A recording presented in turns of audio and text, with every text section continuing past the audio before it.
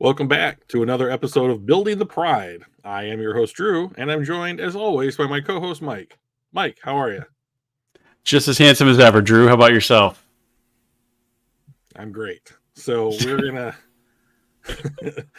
the combine is done, and we're gonna talk a little Lions football. What does the off season, which now kind of officially kicks off now? Free agents. We're set for free agency here in a couple days. Hey, Donkey Kong, right on time, buddy. Appreciate that. Super Bowl or bust. That's the focus. Like, how do we get to the Super Bowl here? So we're gonna enter into the offseason with that in mind. So with that, let's do some news and notes from around the NFL. And the thing that we wanted to, you want to do franchise tags first, Mike? Yeah, let's talk about franchise tags. Well, so the combine happened, franchise tag. This is the last day, so those were the two things that are kind of around the NFL. So let's go tags. Okay, so we had 9 players tagged, and we're going to go through them here in a second. Most of the people who were tagged were given the non-exclusive franchise tag. It's a 1-year tender of the average of the top 5 salaries at that player's position over the last 5 years, or 120% of the previous salary, whichever is greater. So on the tag, the player can negotiate with other teams, but the team that you played for who tagged you has the right to offer to match the contract, basically, or you receive 2 first-round picks if in compensation if you decline to match the offer and he signs with another team. So who got tagged? Josh Allen, edge rusher from Jacksonville. Brian Burns, edge rusher from Carolina. Not a surprise. Kyle Duggar, safety from the Patriots. He's the only one that got the transition tag. T. Higgins, wide receiver, Cincinnati. Jalen Johnson, cornerback, Chicago. Justin Matabuike. I don't know how to say it. Easy for you to say. Yeah.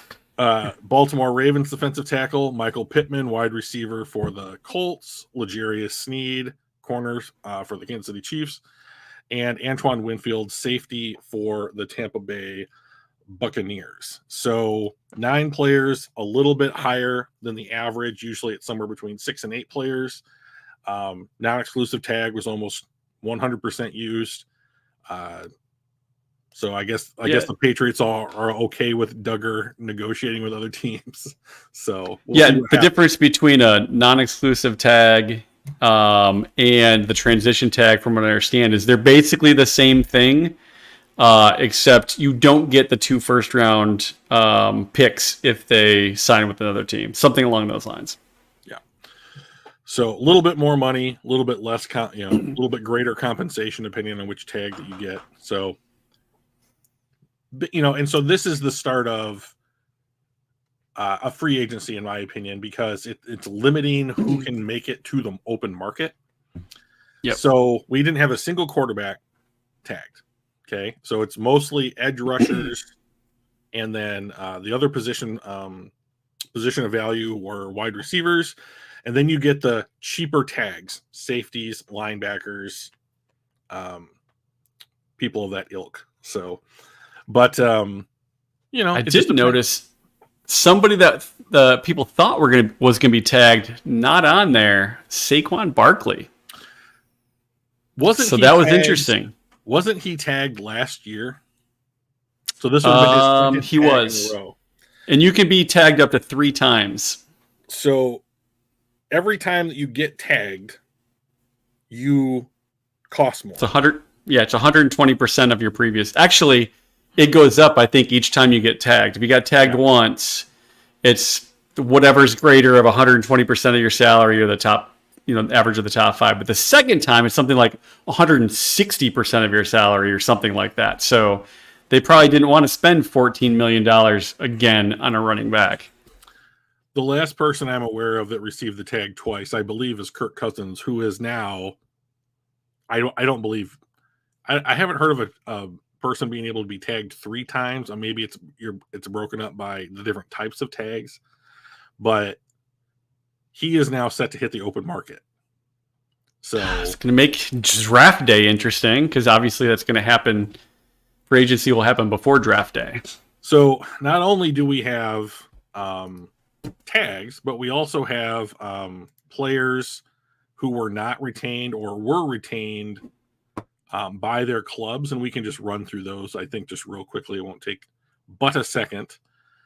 Interesting to note that the Bears traded a 5th-round pick in this draft for a backup tackle, Ryan Bates, from the Buffalo Bills. I thought that was strange. Nelson Aguilar re-signed with the Ravens. I know that Demarcus Robinson re-signed with the Los Angeles Rams. The Texans re-signed Dalton Schultz. The Lions re-signed Emmanuel Mosley.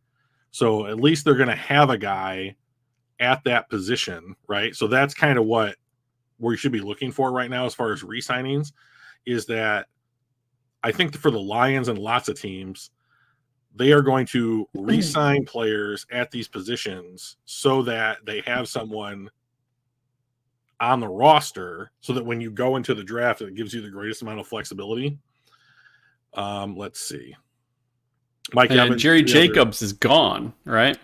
Yeah, Jerry Jacobs put out a tweet today basically saying like, oh, change is an inevitable part of life, and that he's going to, like, he's really appreciated his time in Detroit, and that, like, he's ready for the next step or what have you. So I'm not 100% certain that Jerry Jacobs has been cut, but I am watching Lions beat writers for tweets that are, and the Lions let Jerry Jacobs know that he's been cut. Like, I don't know why that would post June 1 kind of deal. Well, I mean, I don't think that he's something. Yeah. Speaking of post June 1s, I believe that's what Russell Wilson had. Yep, I believe so too. They've informed him that he's going to be released. So they have taken now the largest dead money cap hit in NFL history. The previous was Matt Ryan at 40 million dead cap, and Russell Wilson is 85. Now, because of the post June 1, they can spread that out over 2 years, which makes it somewhat palatable. Yeah, I think it's like 34 million this year, and then the rest next year. That's insane. They're insane. But the Lions also re-signed kicker Michael Badgley, which I literally don't understand unless you are you're paying him $1 million to lose a camp battle to somebody. So, okay. He's on the roster. And then the one that kind of got me, which I was happy about because I wanted the Lions to re-sign this guy, was Jalen Reeves-Maybin, who's a all-pro special teamer and a coverage linebacker that gets about 10 or 15 snaps a game. But they made him the highest paid core special teamer in NFL history at $4 million a year. 2 years, $8 million. Yeah, I know, like $1 million is the least amount of money that you can lose, but I am so sick of this. Riley, so what is it going to be this year? Like, we sign Badgley, bring Riley Patterson. We're going to draft somebody, right? We'll see. I don't know. They have had a love affair with these two kickers for like 2 years now. And I'm not sure it's a love affair. I think these are the best that we could, because they keep getting rid of them. They keep getting rid of them, and they have to bring them back because there's nobody else out there. They traded to bring Riley Patterson back last year. They gave up a draft pick to bring him back to the team, and then cut him 2/3 of the way through the season to the dude that they brought him in. There are other people out there. It's just that Kickalicious, where are you, buddy? I don't know if you remember the Kickalicious fad, or this was the first year Prater left. We were trying to find another kicker, and I don't know, he's like a soccer player or a rugby player or something. But he banged some long kicks, but he never actually played football, from what I understand. But I would use a draft pick on a kicker at the end of near the end of the draft this year, I think. So Badgley is back. So unfortunately, we'll for now, see what happens. But yeah, so that's kind of the new. There's some other things like the Seahawks cut both Quandre Diggs and Jamal Adams today, and then some other cuts are being made for salary cap purposes around the NFL, but like that's half of New Orleans Saints are going to be cut. Well, they have to field a team. They are only, as of right now, they are only 17 million over the cap. So like they have. Yeah, but who do they have left? Well, I mean, Marshawn Lattimore is supposedly on the trade block. You know, but like no one got more help to get under the cap by the salary cap going up by more than expected than the New Orleans Saints.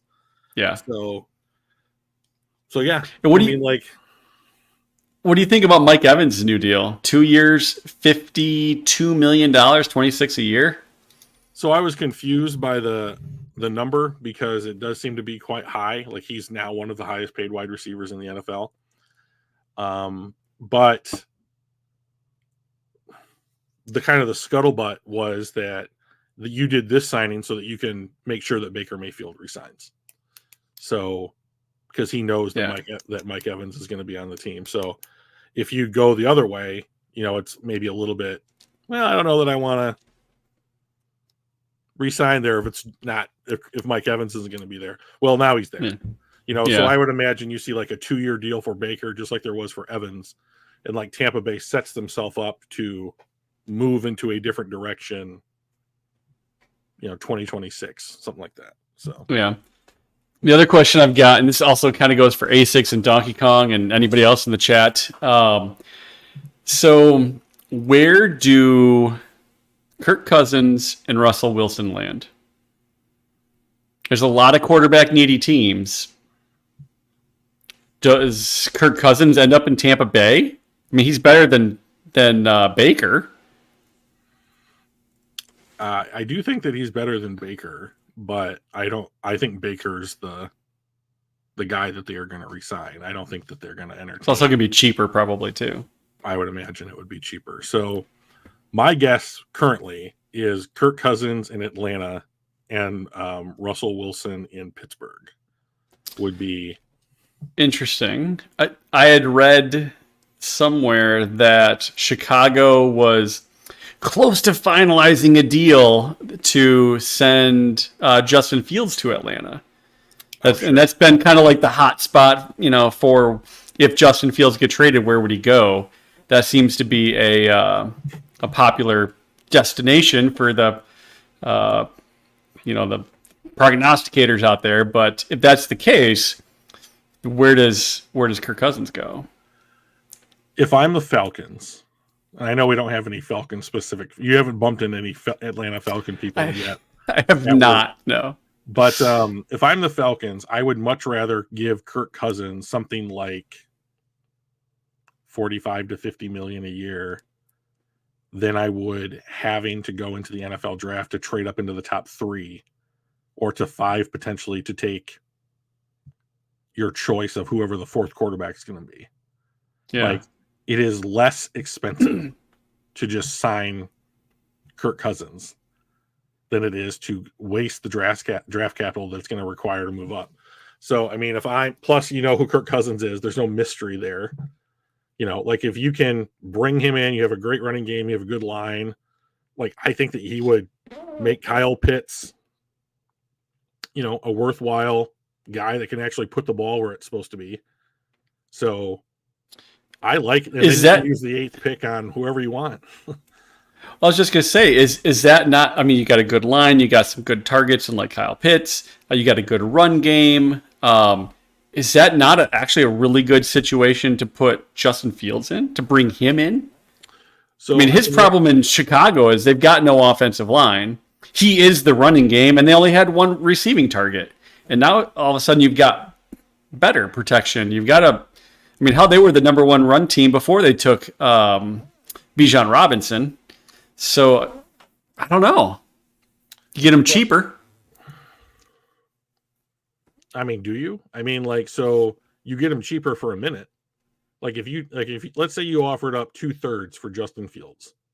Yep. And you took him on, right? So, okay. So you're not out a crazy ton of cap space. Like, you get to support him with the 8th pick, your 2nd round pick. But you get him on this year's rookie deal. And then you have the option to pick up his 5th year, and then you're going to have to pay him like a franchise quarterback if you're going to keep him.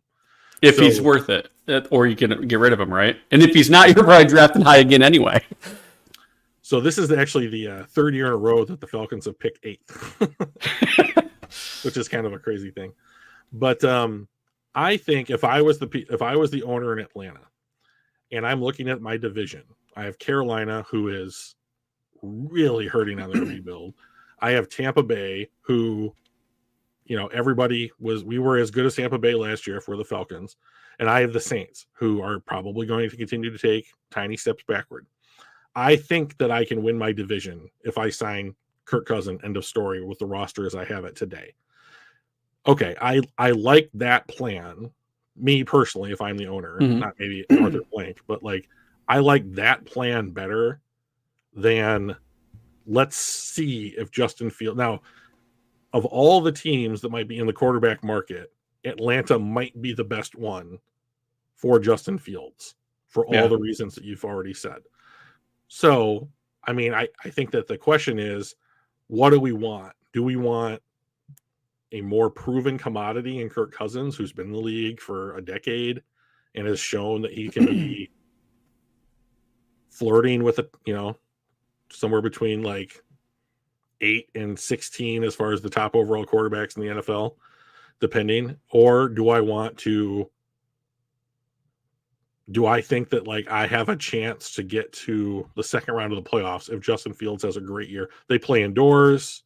He doesn't have to worry about that bullshit weather that you had in Chicago with their ridiculous outside stadium. And you have support. You have actual support. You have 2 legit receiving threats. You could take another one at 8.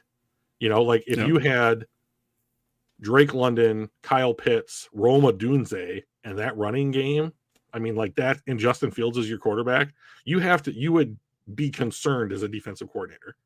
Yeah. So, and Bijan Robinson. Yeah, I mean, and that really helps. Right. So, but I don't see. ASIC says, I'm a fan.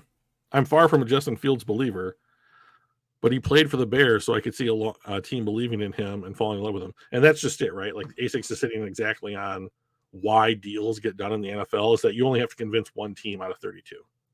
Yeah. So, you say 32, but there's 10 of them that actually are looking. I mean, sure, but still, 1 out of 10 is better than, Yeah, right, exactly. So, and of course, if there is 10, there's only about 4 or 5 quarterbacks worth drafting in the first round. So you really, while you have 10, suitors, not all of them can get one of those, which means you're going to have a market even for your guy. If I'm the Falcons, I would be asking Kirk Cousins if he wanted to come hang out day 1 of free agency, and I'd be talking to his agent right now, even though you're not supposed to. So, early contact is March 11th through the 13th, and the free agency starts. Well, it shouldn't. Well, it's not. I mean, it shouldn't. It is. Yeah. So, free agency starts at 4 p.m. on the 13th. So for 2 days, they get early contact, and that's where you start seeing those deals that are in name only, like handshake deals, where the official thing happens on after 4 p.m. Yeah, we'll have some people signing at 12:01 on the 13th or whatever it is. So yeah, so the early contact period works again, that kind of thing. So yeah, but yeah, so that's kind of the news and notes, I suppose, right? Is there anything else that you wanted to touch on? I don't think so. I'm my biggest thing is I really wonder where Cousins and does Russell Wilson end up in Minnesota? No. Does Kirk Cousins just stay there because his family's there, Justin Jefferson's there, they've got a decent team. I mean, is that just not the best spot for him if they're willing to pay? So yeah, I think the thing to remember here is that when Minnesota got their new GM and their new coaching staff, those people were not in charge of what quarterback they had on the roster, right? Even Brad Holmes and Dan Campbell were kind of had a kind of a fortunate situation fall into their lap because Matthew Stafford requested a trade. So you had effectively an ownership change moving to Sheila, GM, head coach, quarterback. Like if you're going to do one of those things, you should do all of those things. Like, so that there is consistency. And so I think that this is an opportunity, the first one that they've really had in Minnesota, to say, we're going to take our team in the direction with the vision that we wanted when they hired us to fulfill these roles. But so, I mean, like, I would always bet that, number one, any free agent re-signs with the team that they were on last year for the reasons that you said. Number two, they go to where the people they've worked with before are coaches, GMs, whatever. So, and then number three, fit and need. So, like, are there coaches that Russell Wilson used to have in Pittsburgh? I don't know. But, like, do they want another year of Kenny Pickett? Do they think that they can? I mean, they're the fourth best team in the North, AFC North. So, I mean, like, do they want to? Out of four. Right. There's only four, right? Do they want to challenge? You know, and they weren't bad last year. I think they were like 7-10, something like that. But, like, if you have a more competent quarterback play, are they a 10-7 team? Like, that might be the difference. So, is Russell Wilson that? I don't know. I would doubt it at this point. But, like, they're not going to. They didn't trade. They didn't make one of the worst trades in NFL history, and then the absolute worst extension in NFL history when they brought him in. So, yeah. I mean, like, Russell Wilson to whatever team that he goes to next was such a better deal for the acquiring team that I don't even think it's comparable. Yeah. I mean, like, you should go back and look at all the picks in the Russell Wilson trade and how they got used. I saw it. Yeah. It's crazy. Like, it's like if you made that trade today and they're like, would you want to trade this for Russell Wilson? People would laugh you out. And not only do you give up all these picks, you also get to take a $85 million dead cap hit in 2 years. It's insane. It's just an insane cap. And it's the next 2 years. So it's this season. Yeah. In 2 years, you get to take $85 million over the following 2 years. It's pretty absurd. Well, I think Asics is right. He's not signing for the league minimum, but he's also not going to sign a $100 million contract either.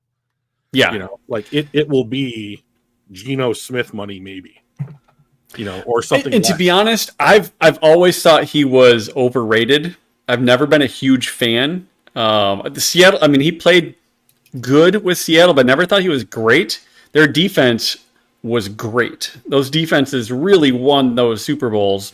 And he was, I don't want to say he was just there because he wasn't a schlub, but I never thought he was like an elite top 5, top 8 kind of guy. I figured he was a Kirk Cousins, he was a Jared Goff. He was in that like 9 to 17 range depending on the week. But I don't know if just Pete Carroll is that good of a coach. He was able to win with what we saw in Denver and then also win with Geno Smith. So I respect Pete Carroll a lot, just from other things that I've read and stuff about him as well. I have a little bit higher opinion of Russell Wilson than at his height than you do, but like not much higher. And he's not that guy anymore. I mean, I think that he's a competent NFL starting quarterback. I think that he could have the year that Jared Goff had last year in the right situation. So, I mean, he didn't even play terrible last year. I mean, that's it. I mean, people don't remember that because, you know, but Denver's picking 12th. It's not like they were awful. Yeah. I mean, like Arizona, and it wasn't his play that was the big part of that either. Right. Like he played fine. Right. Yeah.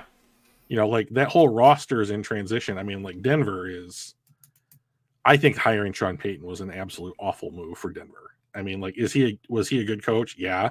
Is he gutting the roster and like the front office because he's in charge now? Yeah. You know, like this is on Sean. I mean, so when was the last time this kind of thing worked out where a former coach that ended up being an analyst or whatever went back to being a coach and was successful? Didn't Ditka do that in New Orleans, and he wasn't successful. And then who else recently?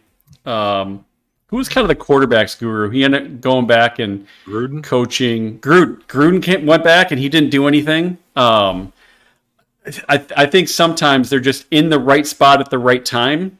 Yeah. For the success they had before, and it wasn't necessarily because they were super amazing and they can win anywhere. It was just a really good spot for them. I think this is the same thing happening with Peyton. Yeah, I'm not going to put any money on a playoff win while Sean Payton is the head coach of the Denver Broncos. So, I mean, I'm going to need some real good odds. So, he got fired for his emails. He shouldn't have emailed. He should. Don't send those emails then. That's a bad idea. Yeah. Leadership at its exactly finest. All right. So a couple other things on the docket today. The NFLPA has put out their 2024 franchise survey results. And then you had a Would You Rather franchise football edition or franchise building edition that you want to do. Which order do you want to do this? Well, let's do the NFLPA one first because I think that's just a really straightforward topic. Yeah, let's do that. I'll share my screen. Un momento. All right. So they polled the players on a whole bunch of categories, as you can see here: treatment of families, the food and cafeteria, locker room, training staff, all the ownership. A couple of things that really stood out to me was the head coach got an A+, and they were I'm not exactly sure why it was third out of 32. I don't know if somebody else got an A++, or if he got a 98 and somebody else got a 99. I don't know, but maybe there were three of them and they all tied for third instead of a first. But that's not usually the way ties work. But anyway, head coach. This is why you see guys running through walls for him, right? If this wasn't an A+, they're not going to have this kind of like anything Campbell says, I'm just going to go out and do. So I thought that was great. Ownership, while it was 21st, it's a B-. I think that was up from last year or the previous year.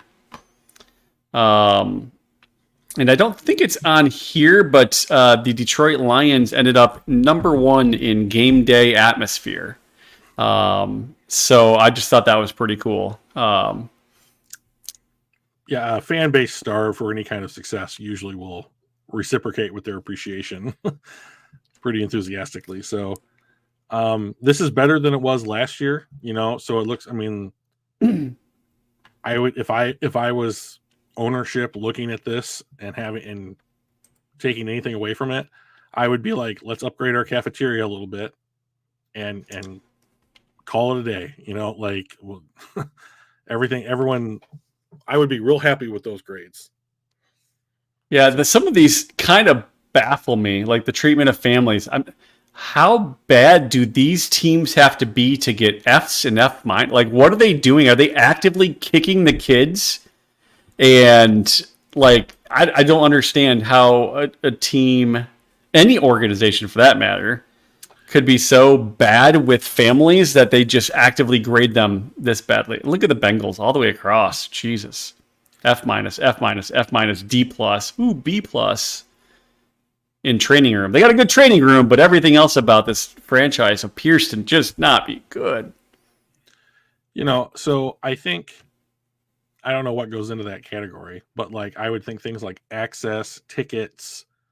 I know like one thing is Arizona takes any food that the players eat in the cafeteria out of their game checks. Oh, Jesus. Yeah, I remember hearing that. They have to pay for their food. I mean, like, it reminds me of that scene in Moneyball where, what is it? Was David Justice gets traded to the A's and he goes up to the soda machine and he hits the button and nothing comes out. And the guy passes him and he's like, "It's $1, DJ." He's like, "What are you talking about? It's $1." He's like, he couldn't believe that you actually had to pay money for like something that was in like the locker room, basically. And, I think that pro athletes expect like you know, you're not going to charge me for cafeteria food. Yeah. I play for your football team, So, so like, I think that this kind of thing is usually driven from really high up, and I remember, who was the head coach in DeAndre Hopkins used to play for the Cardinals. Is that right? And then yes, I think he went to another team before he landed with the Titans. And it was like Bill O'Brien or somebody. I can't remember who Bill O'Brien was, the head coach. Houston? Was DeAndre Hopkins in Houston? Oh, yeah, he was in Houston. Yeah. So Bill O'Brien, apparently DeAndre Hopkins has a couple of kids from a couple of different women. Thanks, A6.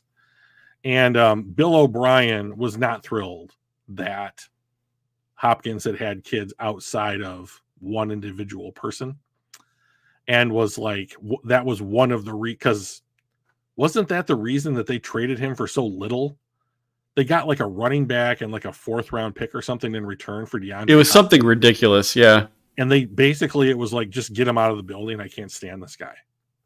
But like sometimes like the personalities in the building matter, and like if ownership or the front office or the coaching staff aren't getting along with the players, like they'll let you know about it. Now the NFL Players Union has this survey, that they can use to kind of take the pulse, and like they can point to this years later and like, look, we ask the players every year about this stuff. Like your guys suck. So I want another $100,000. Right. So I can buy my sodas and pay for my food that you won't give me. Pretty much. I mean, like, I don't think if I was a player's agent and I had this and I talked to my guy about like what's stuff like inside the building, and I'd be like, okay, let's throw another 100K on the asking price because that'll take care of it. Yeah. Yeah, and I don't know if you've actually gone through the report card, but some of these, like even though this is 19th, majority of the returning players said that they saw improvement in the food and cafeteria, better freshness, healthier options, yada yada. The nutritionist, dietitian, I think about 2/3 felt like they get an individualized plan, which I guess is pretty low. Which that does surprise me. You would think that like I'm putting millions into you and your body. I'm a little bit shocked that this isn't just a normal thing for everybody. I have had like fantasies and dreams about like owning my own professional sports team, and like I would be shocked if I was like, I have a financial planner in the building. If you guys ever want to stop in and talk to them about how you should invest your money smartly, I have a nutritionist that's going to make individualized plans for all of you. I have a shrink. I have whatever you guys want. That's all here now. I can't believe these. I mean, like, you're talking about making tens of millions of dollars, hundreds of millions of dollars. And like hiring a shrink or a nutritionist, to be in the facility to do this kind of stuff is like, okay, we're going to, what is that, 60, 70K a year? Yeah. Maybe a little bit more. Like the investment should pay itself back 10 times. Like, I don't know, like, and then like all the other players see this shit too, and they probably talk to each other. So I'm like, oh, like, if it were to come down to it, and I was like, well, I could go to this place, but like Arizona sucks. They make you pay for food. Right. I could go to Miami where it's sunny and nice, like, yeah, I don't know. It'd have to be pretty far down on the old decision-making barometer, but like it might be there. Yeah, I mean, all things being equal, you're going to find things that make something not equal, right? Right. Locker room, 98% of the players feel like the locker room's big enough. 94% feel like they have enough room in their individual lockers. Training on the training room, most of them feel that they've got enough full-time trainers, full-time physical therapists. They feel like they could use one more physical therapist on staff. Training staff.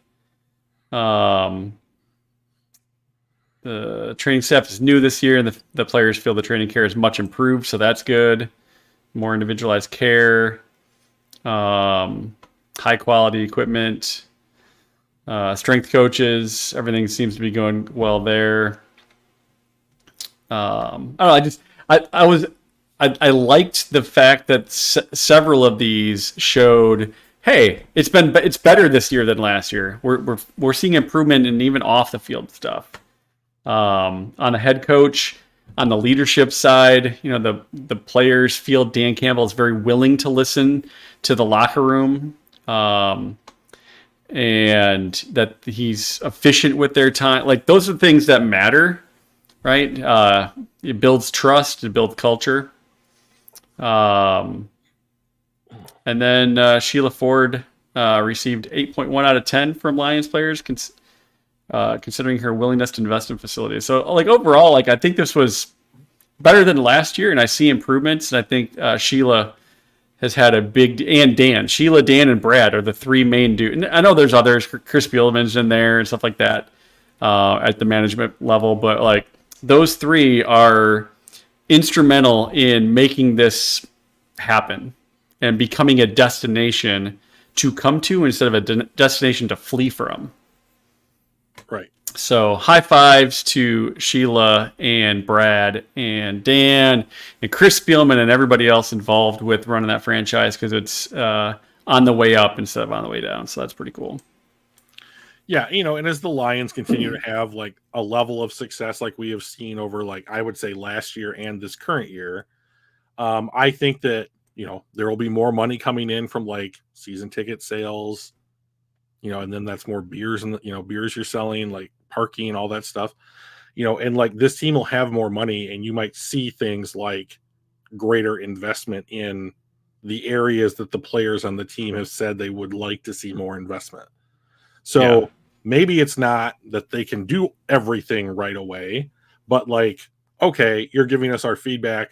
We're making more money because you guys are being so successful. We're going to take that and like reinvest it back into the facility, and then like, success begets, you got to spend money to make money, right? So like, if you make Detroit somewhere where the people in the building, players that other players will listen to and respect their opinions, and the guys in the building are like, yeah, dude, like they're up in our lockers. We got the best strength and conditioning coaches. Like, they just like went all out on like the nutrition aspect of this thing this year. And like they say next year we're going to get A, B, and C. Like, it'd be like, oh, okay, shit's like, this is like they're listening to us. They're giving us what they said we want. Like, oh, I can get in on that. Neatos, like, yeah, yeah, I said Neatos. Neatos, yeah. What's up, Dr. D? We're cool. Yeah. Hey, Dr. Detroit. What's up, man? Yeah, and like Dr. Detroit says, these are the things that attract players. Yeah.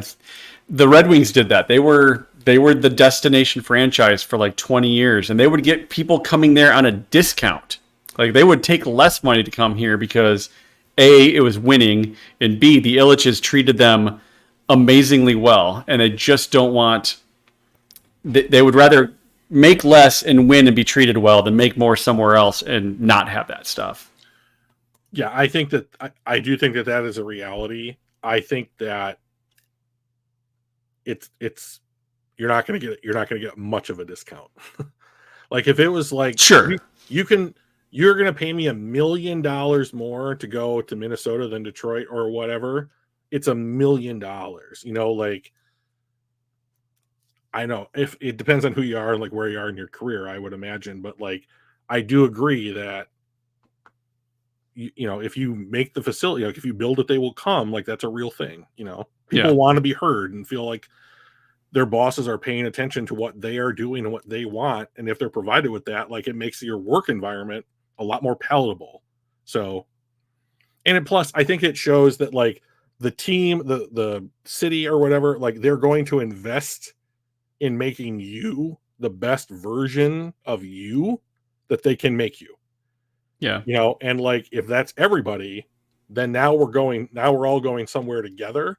Like, and it speaks to like what you said, culture, and like, I do think that is a bigger part of it, than I think the average casual fan is kind of aware of. So. Yeah. And Dr. Troy's like, plane was most of it. Yeah. They had Redbird 1, and it was a nice, beautiful private plane.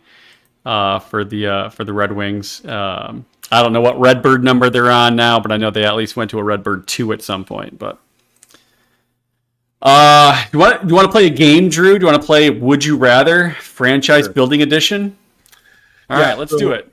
If anybody's listening in the chat, please, as always, feel welcome to go ahead and respond to some of these. So I came up with a couple of scenarios, and some of them are pretty general, but then I'm going to get into a couple more specific ones. All right. So, Mike, you are in charge of the Detroit Lions. Okay, you are the decision maker. Excellent. This offseason, would you rather go into free agency and make a big splashy signing, or re-sign a couple of guys so that you can field a roster and go into the draft with the most flexibility that you can have? So basically, this question could also be rephrased like, do you think that the Detroit Lions are one, let's call them an elite prospect or elite player, away from making a Super Bowl? I think we are, and I think we are at or near the place where you can do an F them picks, less need type of thing. And I told ASICS this, we were chatting yesterday, I think, and he's like, oh, who do you want us to take with the 29th pick? And I'm like, I hope by the time we get to the 29th pick, we do not have a pick.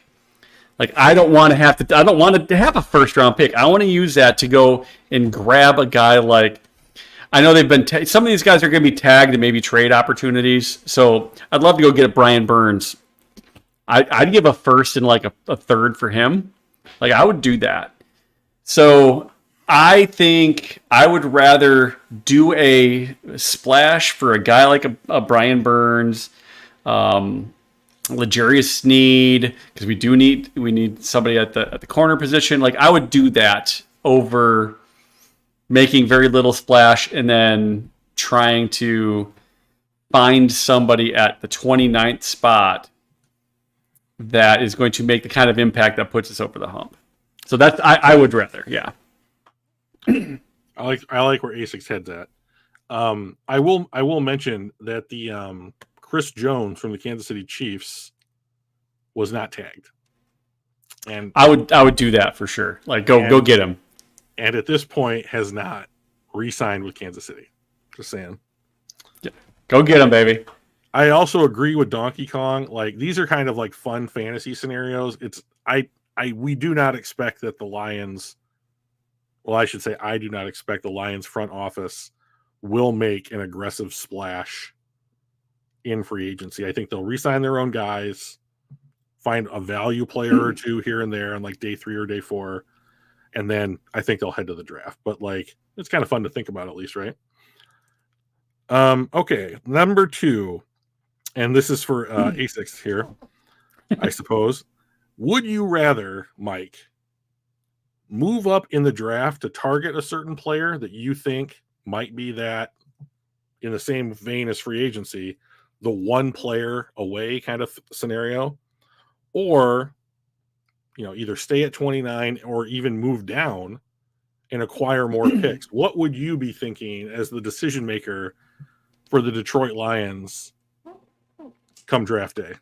Yeah, I don't think trading back to get more picks. We don't need a plethora of picks. We need the highest quality picks because I think we're close enough.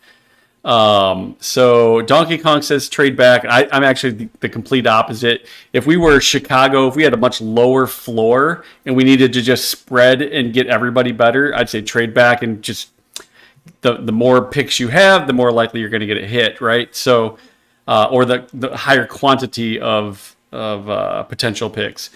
I would trade up for the same reason. I would go snag a L'Jarius Sneed or somebody like that in free agency. I would rather get fewer high-end stuff because I think we are close enough for that to be a bigger bang for the buck.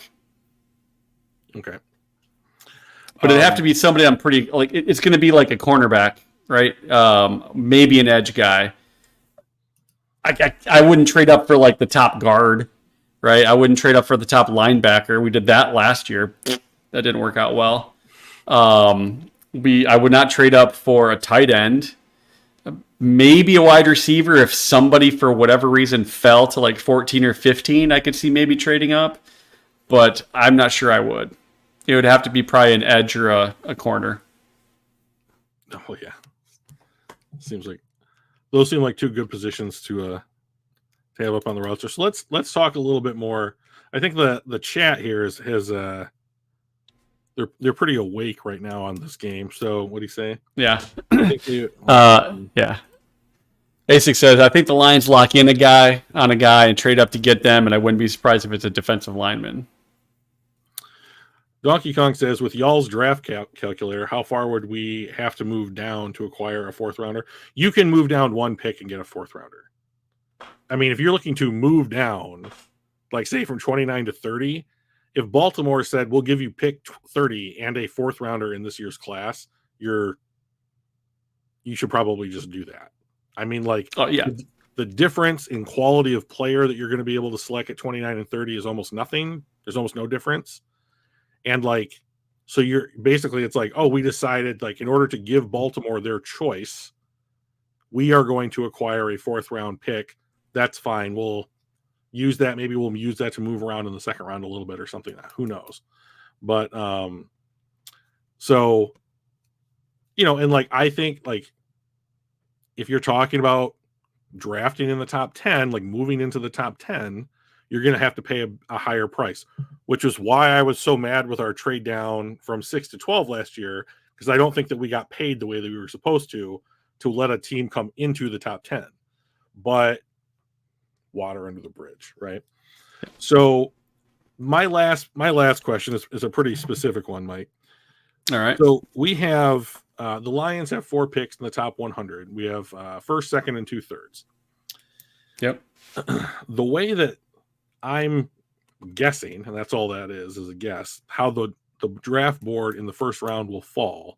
I don't think that any of the top 5 corners or like first round pass rush talent will be on the board when the Lions pick at 29. Right. So here's my question. Would you rather, and I think somebody in the chat mentioned this already, would you rather stick at 29 and pick a position of less value, like say a guard, which the Lions absolutely need, or look to move off of that pick? In this particular example, moving down. So like I continue to abhor using first round picks on positions of low positional value because you're just not getting the savings that you should be getting.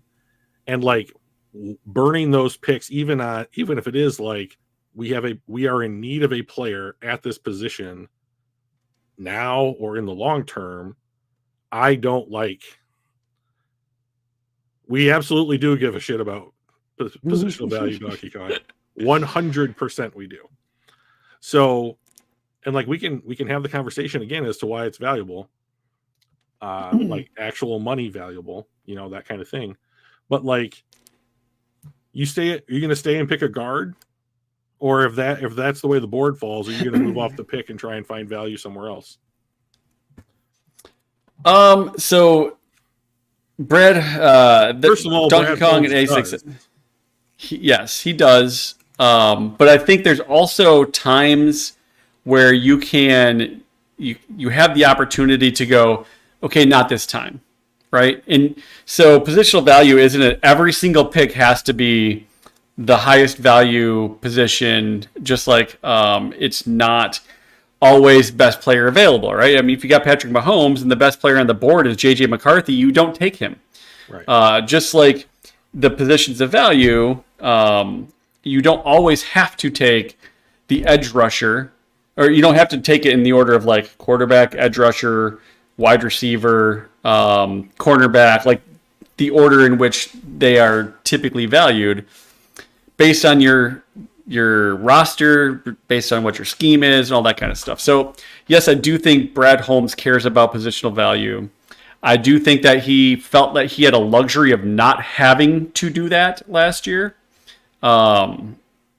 Because I think what he saw was I think he missed on Campbell, but I think what he saw was the quality that those guys were going to be and how they would the value they would bring to the team, to bring to the offense, the other guys, and then of course Brian Branch, who's a first round talent that we got in the second.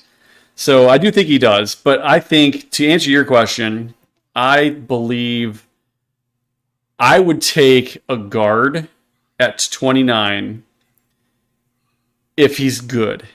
If this is a second round quality guard, but he just happens to be the best guard, I don't take him at 29.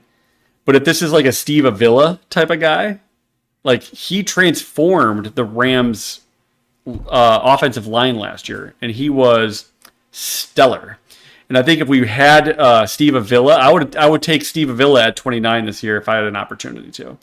But I'm not going to stretch for a guard. I would stretch probably for a wide receiver at 29. More so than I would as a guard, just because there's two guard positions and there's 4 to 3, 4, 5 wide receiver positions that you got to fill on the starting roster there. So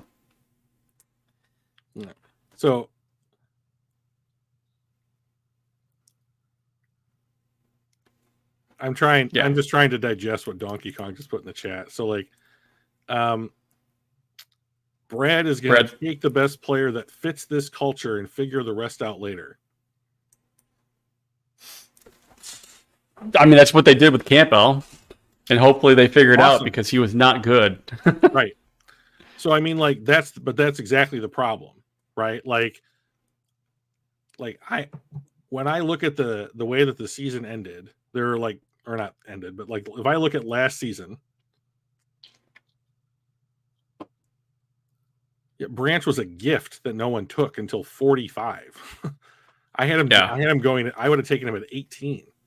So I mean, when I look at the way that last season went, there are like 3 games that, like, if I'm the Lions moving forward, I'm going to look at and say, this is the measuring stick for our organization. Do you have to worry about the Minnesotas, Green Bays, and Chicago Bears of the NFC? I don't really think so.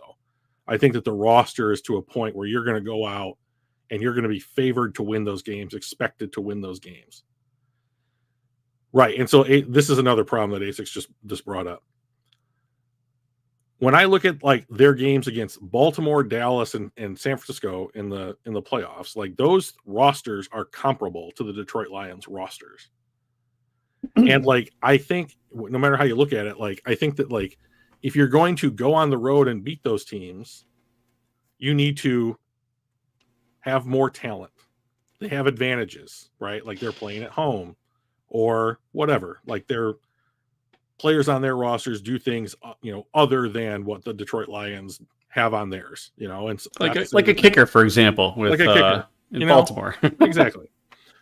It's a great point, because like that affords Baltimore a different avenue to approach the game than say Detroit does, right? So like, and then pick whatever example of that type of thing you want. Like a running quarterback offers a different dynamic than say a pocket centered, concentrated quarterback like Jared Goff. But like, they can still produce, But like the Lions, in order to catch the elite teams in the NFL now and in the future, I don't think that you can look at drafts and free agency and say, oh, this guy's a culture fit and he's the 45th best player on the board, but he's our guy, so we're going to take him at 29. If that's the mentality, the fact that the guy is cool in the locker room is not going to make up for the difference in talent on the field. And so if you are going to approach player selection, player evaluation by, oh, he's got to be a good friend to everybody in the locker room, and everyone's got to like each other and think they're cool, and we're all on the same page every day, or whatever goes into like making sure he's a fit or one of our guys, whatever goes into that. If you're passing on talent in order to continually add that guy and adding players of lesser talent, at whatever pick you're picking at, eventually this roster will degrade or not be able to get over the hump, in my opinion. So, like, yeah, it's worked out great so far, but like Brad has also had the number 7 pick, the number 2 pick, traded up to the number 12 pick, and like those were all positions of value, guys. And they're like the cornerstones of this franchise. Penei Sewell, Aiden Hutchinson on their respective sides of the ball. And like you hit on a bunch of lower draft picks that are really filling out the roster. So to say that like Brad Holmes doesn't care about positional value, yeah, he does. I mean, like his first 2 drafts were chock full of it. But like because he took a running back at 12, anybody that wants to wave that flag thinks that it's like, oh, look there it is. He doesn't really do it because we have a redundant running back to DeAndre Swift, who we like a lot better. So we're going to view him through the lens of this is a really good pick and a productive player, and we like him because he wears the uniform. It's opportunistic ignoring of the positional value rule, right? And I think every team does that. Every GM does that. They'll find opportunities where like, oh, well, this isn't the highest value position at this spot, but we really need it and it's going to fit perfectly here. Like this is our plan and this is going to fit perfectly here, even though it's not the highest value position. And they all do that, right? So it's not that big of a deal. It just happened twice in the first round last year. And that was actually pretty shocking because, as you said, he was very positional value focused up until then. And I think they just found opportunities to pick and say, all right, we're gonna forgo positional value for this because we have a plan, and that's fine. Well, yeah, he's gonna say that he doesn't. I mean, the only thing that he says is that, oh, if they're a fit for this team, like they're going to be in consideration, or like we're going to do our due diligence. Like those are exceptionally vague things that he says, right? Like Brad Holmes and coaches are not going to come out and be like, well, we're going to do exactly this. The media. Yeah. You have to look at what they actually do and then assess what they did as opposed to what they said. Yeah. And I mean, Isaac says, I don't think it based on his pick history as much as him coming out and saying he doesn't care about positional value. Basically what he said was, I'm going to make the right pick for the team, right? And if that does, positional value doesn't always dictate that, and which is fine because every GM does that. But when they're making those calculations about what they're going to do, they absolutely do take positional value into account. It just isn't the only thing that they do, and it's not the overriding thing. It doesn't have to be all the time. If you have a plan for somebody and it's going to make your team significantly better by doing it, he's going to do it. But if it's not that unique thing, he's not going to do it. That's why we didn't take Jake Moody in the 3rd round, right? Because we needed a kicker, but that was just terrible value. Like, you're not going to do that. So I think you find that kind of stuff all around. And then there's a couple opportunities, you go, oh, look at, he doesn't care. And he said he didn't care. He just basically said, that's not the only thing that I care about. So, I mean, if that's one of 7 deciding factors, then that's one of 7 deciding factors, right? It's not that he doesn't care. There are just 6 other factors as well. Yeah, I mean, like, and I just cannot imagine that any GM in the NFL, any single one of them, will be like, we are simply not going to factor in the cost of acquiring this player, regardless of how we are acquiring him. Like, that doesn't make any sense to me. And that's what positional value is. It's an assessment based on like investment and cost. And if you don't take those things into account, you're going to bankrupt your roster at some point way quicker than you could have otherwise have done so. The thing that is quote unquote saved, like the Lions roster rebuild here, is that they have hit on so many picks outside the top 100. Like they have gotten starters, an all-pro, and like quality players, in rounds 4 through 6. Like this, I mean, I thought Jahmyr Gibbs was pretty good this year. But I mean, let's not forget that David Montgomery is also on the team. You know, Jahmyr Gibbs did not carry the running game of this team because he was the 12th pick in the draft. Right. You know, And the guy that he replaced actually outplayed him. Yeah. I mean, Swift had a better year, outplayed Gibbs. You know, and like Sam Laporta was great. Good pick at 34. And yeah, we wouldn't have made that. We wouldn't have had that pick unless we traded down with the Cardinals or whatever. And so, yeah, it worked out. But like every team in the NFL, including the Lions, passed on. I mean, the Lions passed on Sam Laporta twice. You know, and like the other thing that we've talked about as far as like positional value is concerned, like, or that we haven't brought up yet, is that like there's an opportunity cost to drafting people like Jahmyr Gibbs. Like, I don't know if anybody watched teams throw the ball all over the Detroit Lions last year, but it's because they had Jerry Jacobs playing corner and they signed Kindle Vildor off the street. You know, like you could have gone into last season having addressed that by taking Christian Gonzalez at 12. You know, like, did he get hurt? Yeah. Did anybody know that when they drafted him? No. You know, like, it's working out because the picks that Brad has made are good players, but they're also contributing immediately, which is weird and very rare. Yeah. You know, like we're not sitting here talking about Broderick Martin, who they traded up for in the 3rd round, who played like 5 snaps last year. You know, so would you rather? Yeah, I would rather. I would rather invest extremely expensive picks into the positions that cost us the most money. But hey, if Brad doesn't want to do that, that's cool. At least they fit the culture, right? I mean, as long as you hit on those. Right. So the thing is, like, if he misses, which statistically it's going to happen. It already did with Jack Campbell. Right. Like, those are like, well, I mean, I think it opens him up to a lot of criticism that if he had simply not been like culture, intangibles, and grit, like, you wouldn't otherwise have to you wouldn't have to answer those questions again. Like did you see his back and forth with like the beat reporters like a week or so ago? No.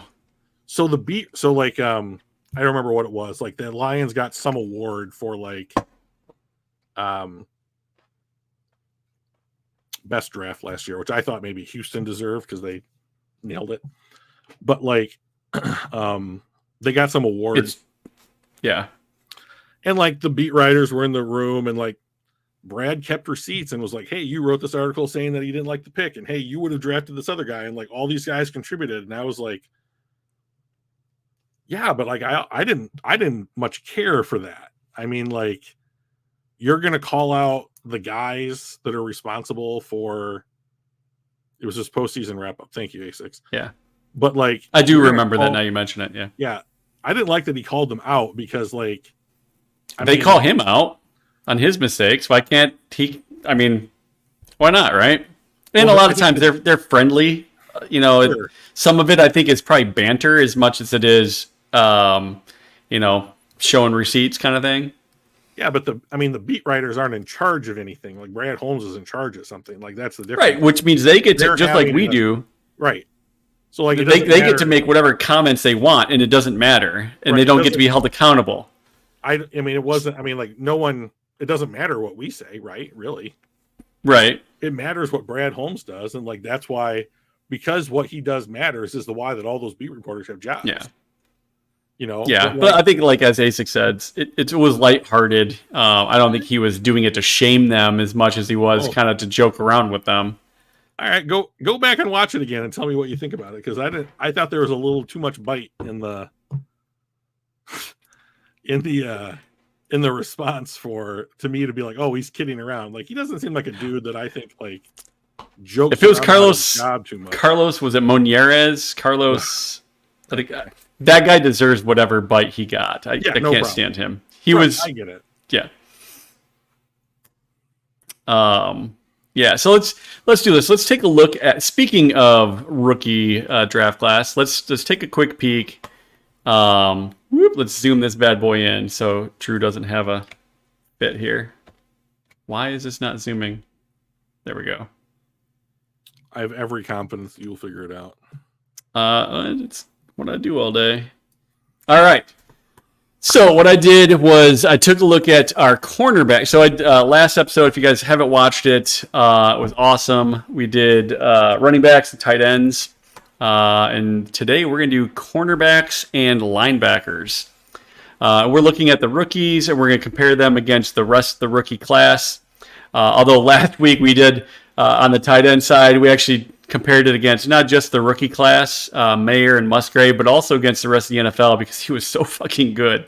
And it wasn't even fair to compare him against guys that aren't Kittle, Hawkinson, and Kelsey. But for quarterbacks, linebackers, I kind of stuck with the rookie class comparison. Brian Branch, just to kind of go through what each of these columns are. The draft is the round number and then the overall pick number. So Branch was second round, 46th overall. These were the 5 guys drafted in front of him. Gonzalez got hurt. He only played 4 games, but the others played 14 or more games. So it was pretty comparable when we start looking at things. Snaps were the same kind of way. Forbes actually did not have that many. For playing 14 games, he had half the number of snaps as the other guys did. So I found that interesting. When we start looking at the grades, the column E here, rookie-NFL grade, is the first number is what place he was in the rookie class, and then what grade what rank he was in overall. So Devin Witherspoon was the number 1 rookie. He was 6th overall in the NFL as a cornerback. He had a stellar season. He had an 84.1 grade. Christian Gonzalez was the second best graded, albeit a smaller number of games and snaps.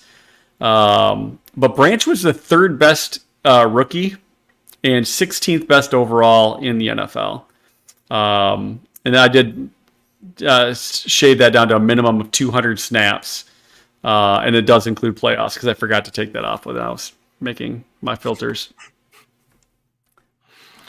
Full transparency, includes playoffs. So that's why there's 18 games for Joey Porter Jr. and Branch.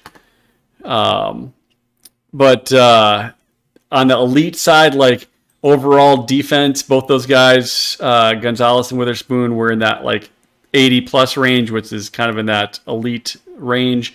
But Branch was not far behind at 78.9 is really, really good. His run defense was the best out of any of the rookies. And his tackling was second best. So I thought he did really well there. His pass rush, that's not what his role is, but still not terrible, 64.2. Coverage grade, average. That's why there's no highlight or anything, 77.7. Better than almost anybody on the rookie class, but nothing super, super high. And then when it comes to like consistency, he had no games in the 90s, graded in the 90s. With Witherspoon, Forbes, Gonzalez, and Porter Jr. each had 1. But when you look at the 70s or greater, he had 6 of his 18 games. Like a third of his 18 games are 70 or better. And that's not that far behind Devin Witherspoon and more than any of the other guys. And then 60s are decent, nothing super special either, but like not duds. He only had 4 games that were really duds, under 60. Whereas Forbes had 11. Even Witherspoon had more games graded under 60 than Branch. So I thought he played really well. And when you look at just like the raw stats, which don't mean as much to me as the grades, just because there's no analysis behind it. He was the leader. This is the NFL leader, by the way. He had more defensive stops than any cornerback in the NFL. His miss percentage was actually pretty low. It was second lowest behind Christian Gonzalez. Yards per reception was pretty low. It was tied for 22nd in the NFL, which isn't too bad. Passer rating was an 87, which was decent, kind of middle of the pack. Tied for 6th in pass breakups with 11. That's in the NFL, not just for rookies. And then his 3 interceptions was tied for 11th. So, like, for a second round pick, he did more than what I would have expected for that kind of thing. Yeah, I think that if Witherspoon had been on the board at 6 last year, the Lions aren't trading out of that spot. I agree. So, and so like it was amazing. I remember I rewatched our draft cast, and I kept thinking how crazy it was that Brian Branch was still on the board. Yeah, we picked him so many times. Yeah. And because it was just like, oh, this guy's a really good player. Like, I can't believe that no one's taking him. Yeah. So like getting him at 46 was 46, yeah. Which I believe we traded up with Green Bay in order to acquire him, but that was a great pick. Yeah. That was a really solid pick. It was good value because he's a talented player that for whatever reason, I think the reason that he fell was that he didn't test extremely well in the combine pro day portion of the off season. But I mean, when you look at, and this is a cautionary tale, right? Like, he's a cautionary tale. Like, sometimes it is just like, well, watch the guy play football. Like, he's not a track athlete, or an Olympic athlete, when it comes to track and field, but like, watch him play. Like, he's not getting, no one's running by him, or whatever. So yeah, good football player. Thrilled that he's a member of the Detroit Lions. So, yep. The other thing that was interesting was he was the only one on this list that was like 90% slot. Almost everybody else was outside corner. And I don't know if that was just where we targeted it. Maybe that's why he fell. People wanted a outside corner instead of a slot corner. But I'm happy that he got to us. Yeah, I do think, I do consider like a slot corner to be more of like a safety type of player than I do an outside corner. Yeah. And I think that his natural fit in the NFL is in the slot. So yeah, I forgot one of my would you rathers would have been if you could push Brian Branch to outside corner and re-sign Chauncey Gardner-Johnson and play him at nickel, or keep Branch at nickel and then try and go find another outside corner to fit on this roster. Which would you rather do?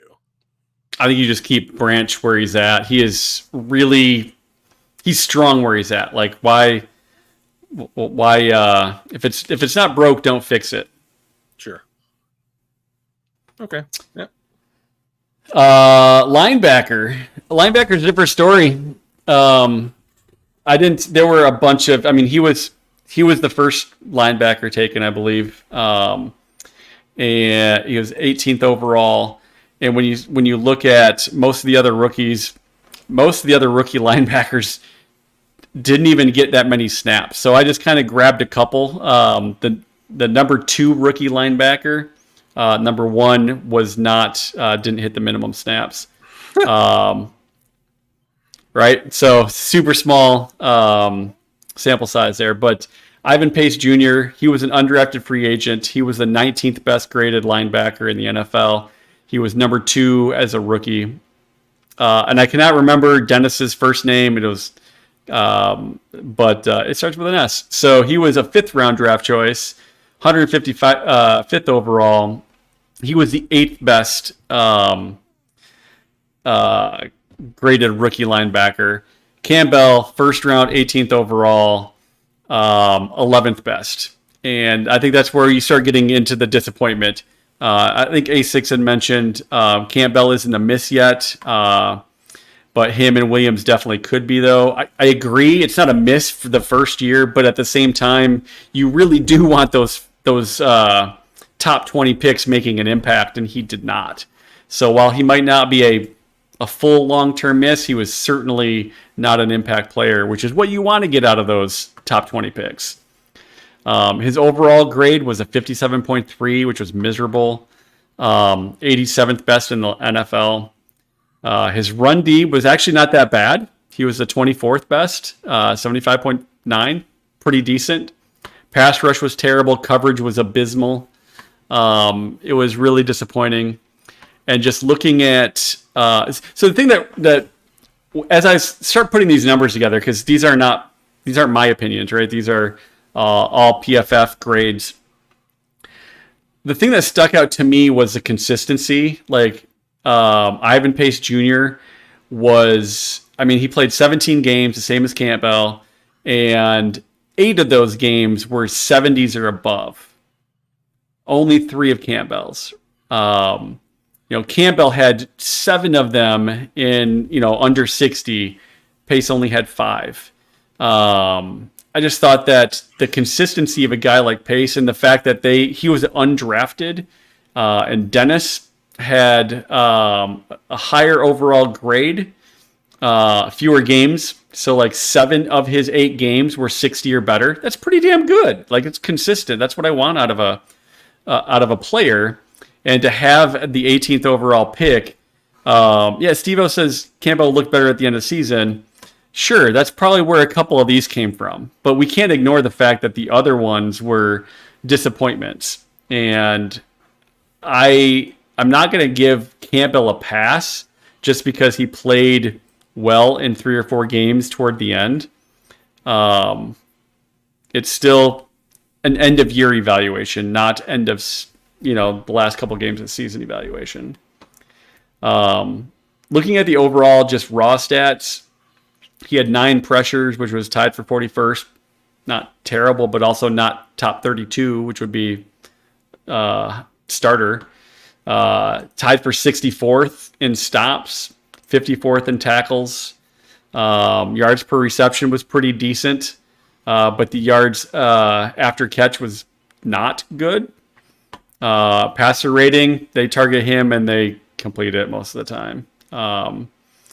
So coverage touchdowns, 2 against him when he was in coverage.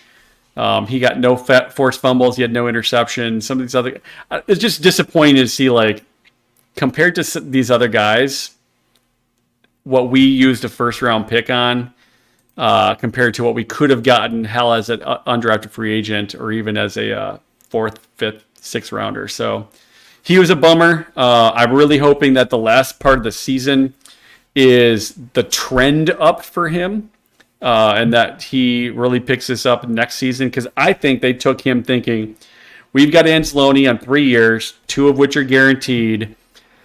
Let's get a guy that we think is going to be the best linebacker in 2 years and get him some snaps now so he can take over from Anzalone. So if that's the case and that's what happens, awesome. Mm-hmm. Man, he's got to do more to impress me now. So he certainly didn't have the kind of season you would hope for an 18th pick. But having said that, like, I do think that, like, he's going to be on the, like, do you take a step forward in your second season kind of player, on this roster. And, like, you made the point that I think that this is why, if you look at kind of like how they have addressed certain positions, like, they re-sign Anzalone to a 3-year deal, right? And then in the same year they take Campbell, right? They sign David Montgomery, and in the same year they draft Jahmyr Gibbs, right? So, like, when Gibbs and Anzalone's contracts are running out, you have the guys that are there to replace them built into the roster, and they will each have at least 1 more year, probably 2 more years on those rookie deals, and then I think that now you have this idea that, like, okay, now we have a timetable. Like, I think that one of the reasons that led to these selections is we now at these positions have built in, like, this guy's contract's going to run out, next guy up. And now we're going to take the next guy in that scenario. And it's a cycle, right? They're setting up their cycles. And so, one thing, we talked to that linebackers coach from Western Michigan University about Campbell. And, if he doesn't, it's going to be a big disappointment, right? It's going to be even bigger disappointment if he doesn't meet or beat. So I think that, I don't have any questions about any of the work ethics on the Lions roster, so I absolutely expect that. So like the areas that I would hope to see improvement from Jack Campbell are, number one, I would want his coverage grade to go up. Like for Yep. being that size, like he is the prototypical Tampa 2 old school Brian Urlacher-esque linebacker. Yep. Like, and Chris linebackers Spielman. in the NFL have gotten smaller and faster. They look more like safeties than they do necessarily Brian Urlacher, who was ridiculous. But like he kind of fits that mold. And so he was playing not exactly the same position that he did at Iowa this year. So there was an adjustment there. You got to get used to the speed of the game. He certainly, I mean, I'll give him this. Like when I've watched him play, like he certainly is flying around the field like a missile, you know, or whatever. And if like next season, 3-4 games in or whatever, you know, that clicks and it's like, I know exactly where I need to go. Cause right now Anzalone's making those reads, right? So Yeah. if he gets to the point where it's like, all right, I know what play they're running. I know where I need to be on this play, and I am fast tracking it right to that spot. He might go from being like, oops a daisy, we were not excited about this guy's rookie season, but like we are in love with what he is doing on the field in year 2 or year 3. And like the chat is correct. Like you cannot evaluate guys until like their third year is basically over, right? He is not. You take that back. You take that back. Luke Kuechly was maybe one of the best linebackers to ever play linebacker. He, if he ends up being Luke Kuechly, I'll admit it. I'll wear like I'm was stupid with the arrow pointed up shirt. Oh, yeah. Listen, I don't particularly enjoy watching linebackers, but like I remember watching Luke Kuechly when he was at Boston College and being like, I would take that dude. I would take Luke Kuechly, like when he came out. I really like Luke Kuechly. But you know, so like certainly like not a home run in his rookie season. Like Gibbs contributed right away, but he's a running back. Yep. He's supposed to contribute right away. They're all supposed to if you're in the first round. Let's be real. And that's why it was a disappointment. So, but I do want to, like, to your point, this is just a year 1 evaluation. I'm not like projecting his career. I'm just saying year 1, he did not have the impact that you would have expected from a 18th overall pick, and that was a disappointment. I'm not saying he is going to be a disappointment next year or the year after, especially with the way that the last 3, 4, 5 games of the season went. That has me hopeful that he's going to pick it up. But year 1, I don't know how anybody can say he wasn't a disappointment in year 1, right? Yeah. So I do think that, I guess one of the things that gives me pause has nothing to do with Jack Campbell, to be honest. Like so they drafted Derek Barnes 4th round in Holmes's first year. And then they took Rodrigo at the tail end of the draft, 6th round in his second year. And like both of them, I mean, like Barnes did not impress either, right? Not the 18th pick, but like didn't impress. And like, but in year 3, playable guy. He's gonna get snaps, right? And then you invest in Jalen Reeves-Maybin, who got 10 to 15 snaps a game the last third of the season, primarily to cover people. Like, and his coverage grade was elite. Like his coverage grade was almost as high as you can get for what he was being asked to do. And so I think that more than anything contributed to the fact that they gave him $4 million a year to come back.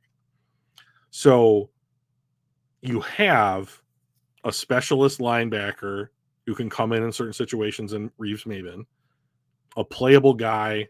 He's a guy. Derek Barnes is a guy. A beating heart at linebacker, right? That you're not going to be super sad about the fact that he's out there for you. And Rodrigo, who I don't understand what happened the second half of his rookie season, but for whatever reason, they just decided that he's basically going to be a special teamer. I didn't get it. I thought that he played pretty well. And I thought that there was, and you re-signed Anzalone, and I thought, okay, like that's going to be set, like that's a set position group. So, yeah, and like what ASIC says, I think that Barnes just took a spot. You mean Rodrigo's ASIC? Yeah, I'm assuming. Yeah, and like, I don't know, like we're going into what? It was this Rodrigo's second? No, it wasn't his second season. It was his first. Yeah. No, it was. Yes, that makes a lot more sense. Yeah. So yeah, because he was drafted the same year as Hutch, and they were both on Hard Knocks together. Rodrigo salsa danced, and Hutch did the Michael Jackson thing. That's right. So like, it's guys like Rodrigo, Barnes, St. Brown, McNeil, who was a 3rd-round pick. Like, it's those guys that I think that are like, certainly Brad Holmes has done well drafting in the 1st and 2nd round. But it's like the guys that he's found outside the top 100 that are really raising the floor of the roster, And so like,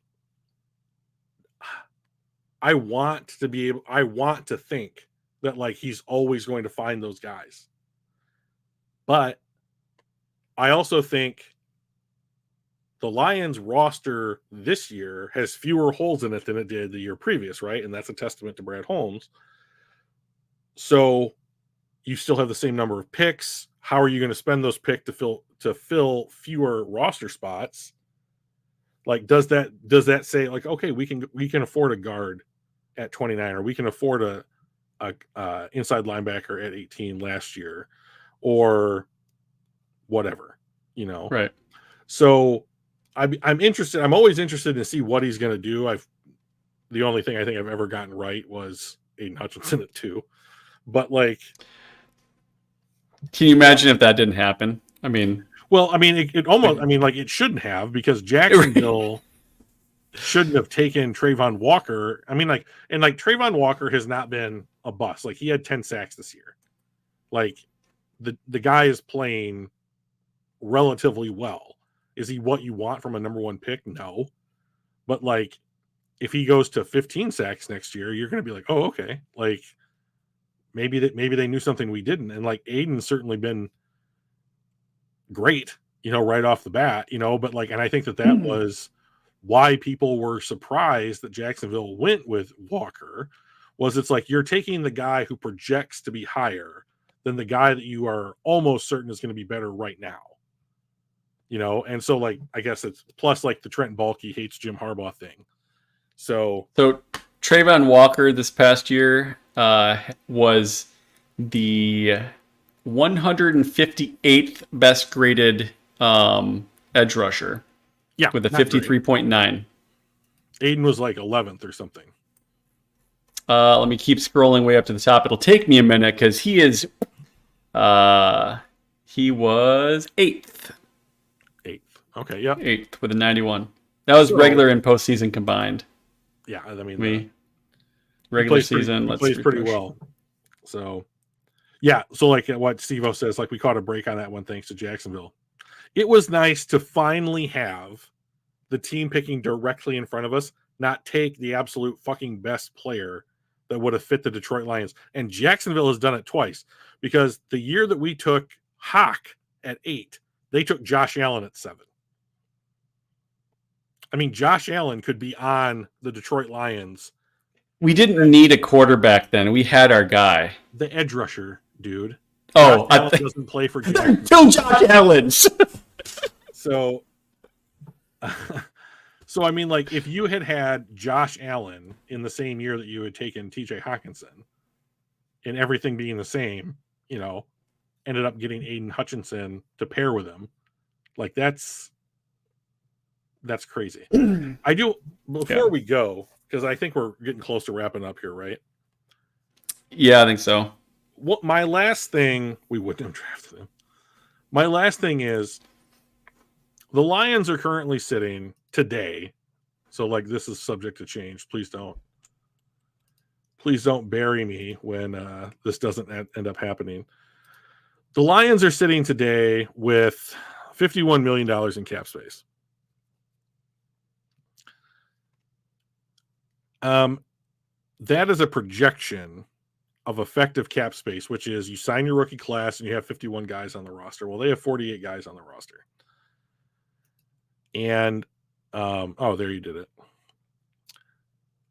If Chris Jones makes it to free agency, and for some reason could have drafted Brian Berger and Oliver too. Yeah. And Aaron Donald instead of Eric Ebron, but we're not gonna bring that one up. Woo! That'd be a game changer. Yeah. The greatest defensive player that I've ever seen play. Sure. If Chris Jones is on the open market, I would seriously consider making him an offer that makes him one of the highest paid non-quarterbacks in the NFL and put him on. God, can you imagine? So like that's just it, right? So I mean, like, if you watch the Super Bowl, there were 4 or 5 plays that Chris Jones just stopped because he's Chris Jones, including a one that looked like it would have been a touchdown, in a game that went to overtime. If you put him next to Aleem McNeil and Aiden Hutchinson, regardless if it's Josh Paschal, if it's John Kaminsky, if it's some rookie that you're going to put in, if it's Matthew Betts, James Houston, if you put that defensive line together, first of all, I don't think there's an offensive line in the division that has a fucking prayer. So no. God, it'd be so fun to watch. The only one that stands a chance is Minnesota's, and that's because they have 2 decent tackles. But everybody else is super weak on the interior. And, like, the problem is like, if you do extend Goff this season, if you extend you're probably extending St. Brown. Yeah. That kind of thing. If you need to or if you want to bring in 3 guys on defense, I don't know where they would play, edge, corner, and maybe safety. But like, or if you want to bring in like that elite talent, like I do think that one approach to like free agency or the draft, when your roster changes and improves or regresses, you should change your approach based upon like where you are in your roster rebuild. And so like, I think the Lions,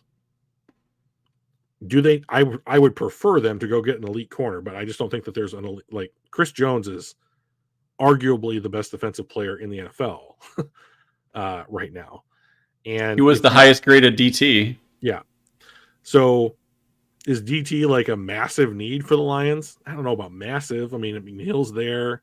Broderick Martin might get some snaps this season. Kaminsky plays on the inside. Certainly not a knockout punch as a position group. But if you have a guy, the Lions need somebody else to rush the passer. And if you can have Aiden from the outside and somebody on the inside.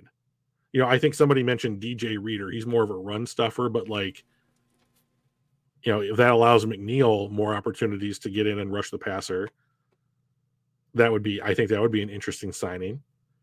But like, I think that the second half of that San Francisco game goes differently if Chris Jones is on the defensive line. I think so for sure. So, and then I don't have a problem drafting a kid like maybe Ennis Rakestraw out of Missouri as a cornerback at 29, or depending on what's there on the board. But like, I would be, if Kansas City is really going to let him test the waters, I would be like, hey, dude, you've won Super Bowls. Like, we want to do that too. Like, come and hang out. We want to do that too. Yeah. So this is Over the Cap's free agency tracker. I think it looks like it's sorted essentially by current APY.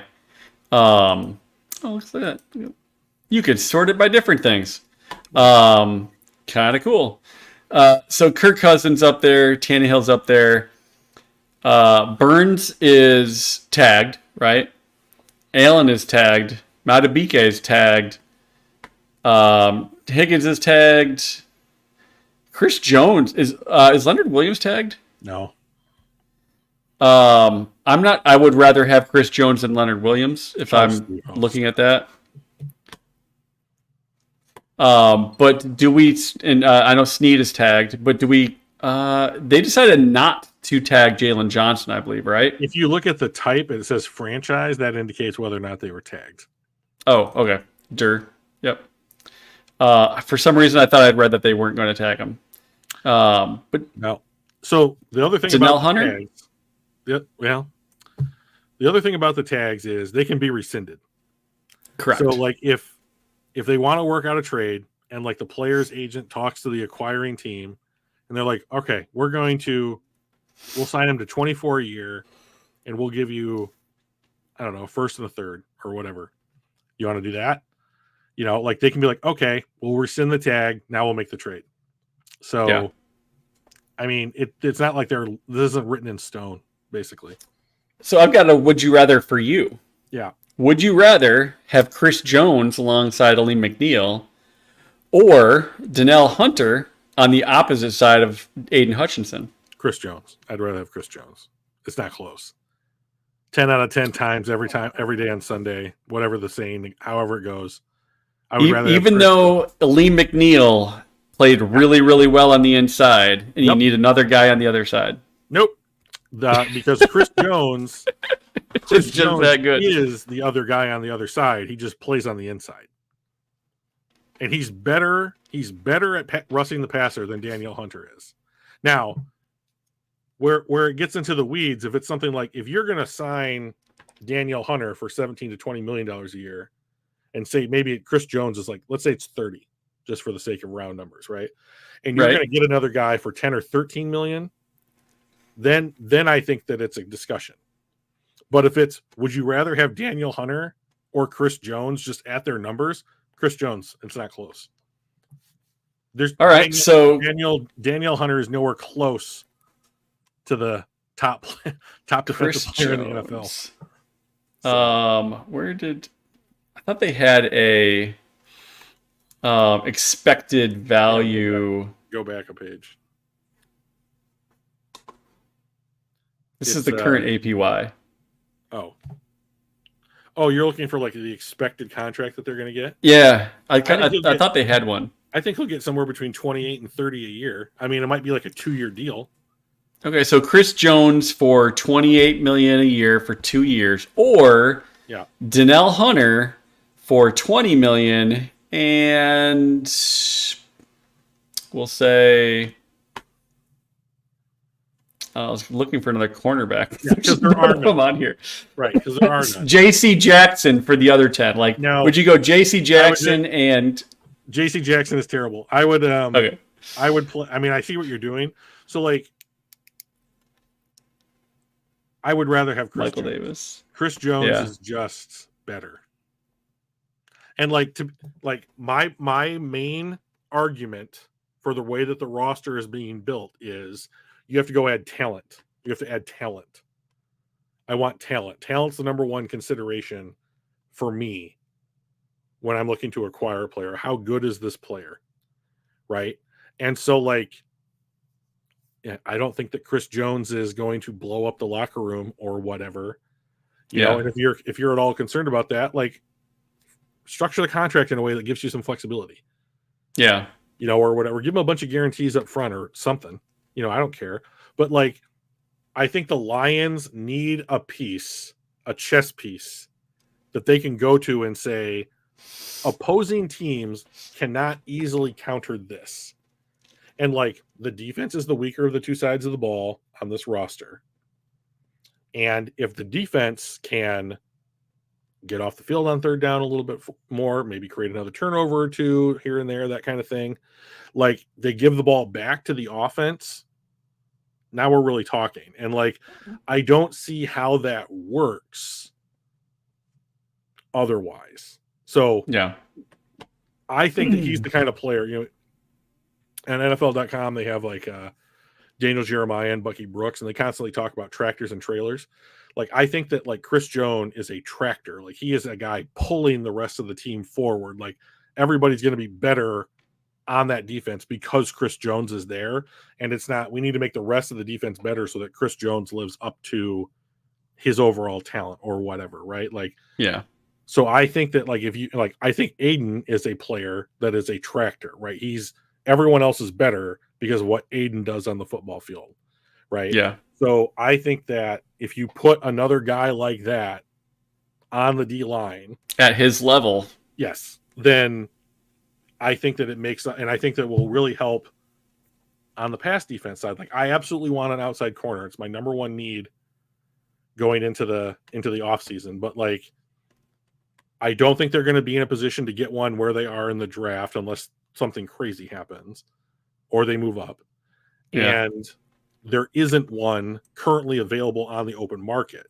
So you either need to make a trade, which I would be targeting somebody like Snead, but more to my preference, like Marshawn Lattimore from New Orleans, because I saw like projections that like you can get Marshawn Lattimore for a 5th round pick if you take back what you need to take back on his contract. And like that is a great use of a 5th round pick as far as I am concerned. So now it's probably not a 5th round pick. Maybe it's like a 3 and a 5 next year or something like that, like what we got for Darius Slay, from the Eagles. But like I feel like the Lions need to be in we need to strike now mode. Yeah. So because everybody need to strike now while Ben Johnson's still here. Ben Johnson's still here. People like Penei Sewell and Amon-Ra St. Brown are cheap. Like there is a window right now, and like as you extend guys, it becomes more difficult to manage that window. Yeah. So I would be all in on somebody like Chris Jones on a 2-year deal, or trading for a Marshawn Lattimore, or somebody who's going to solidify a spot so that we can see exactly how far this team could go. Because I think they can compete with anybody in the NFL. So, but yeah. And Jones, let's see, he was born in 94, so he's going into... Oh, he's a vet, for sure. Yeah. He's what, 30? Yeah. He'll be 30 on July 3rd. So, I mean, he still has some legs in him, right? I mean... Right. I'm not, a good 2 to 4, like, really key years. I'm certainly not advocating for, like, just anybody who's turning 30 who happens to be on the market.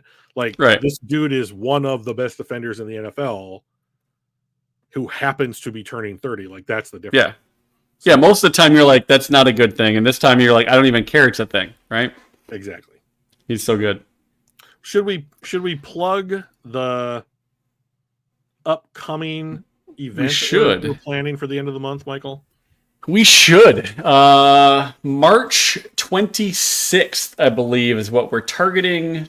So 3 weeks from today, we are going to be doing... Last year, A6, my buddy Brian, and then you and I, we did a full 1-round mock draft, and we each took 2 divisions, the AFC and the NFC, and either the Northeast, West, or South.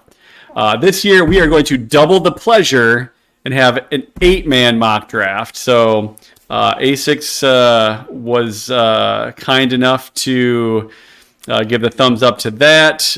Brian's going to be back. It'll be me and you. It'll be Mike Whartonby from last week. He's an Eagles fan, so he gets the NFC East. A buddy I know, Luke, he is we haven't seen him in the chat lately, but he was anybody but LA. He's a Cardinals fan, so he's got the NFC West. Let's see. Brian's going to be back. My son Danny's going to be back. And then Kent said that he would do that if it fits his schedule, right? Yeah, so we are TBD on our 8th guy. So we're going to see how that goes, because this is his busy season, right? Yeah. So A6, do you want the North, buddy?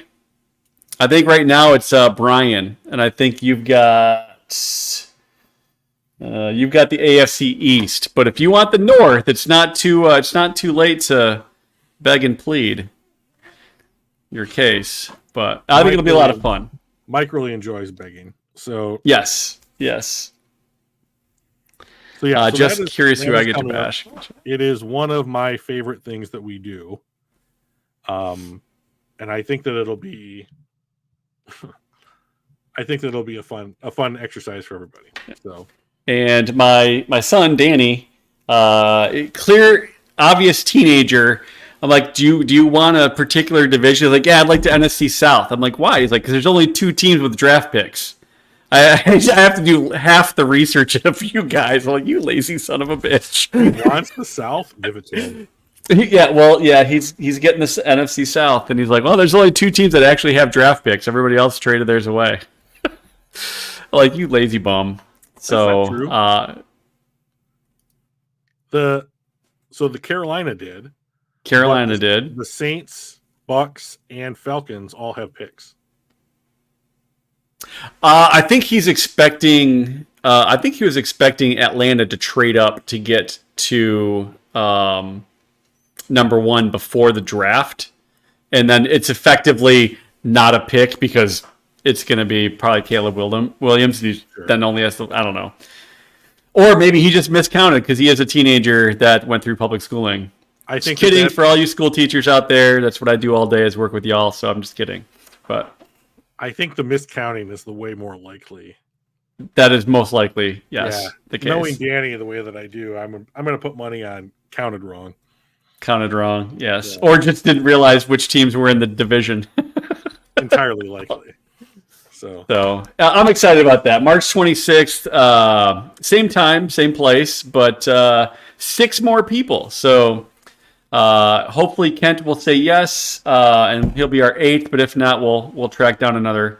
We'll track down an 8th. So yeah. So all right. Anything else for the good of the crew? No. All right, let's do it. Appreciate everybody for joining. We will see you guys next Tuesday. Free agency is going to start just after that, so we'll be doing a little bit of a couple more end of year evals, roster review, early contact will start the day before, so we're probably are going to hear some news. So it'll be a fun time next Tuesday as well, as it is every Tuesday. 100%. All right, guys, we'll see you. Thanks, guys.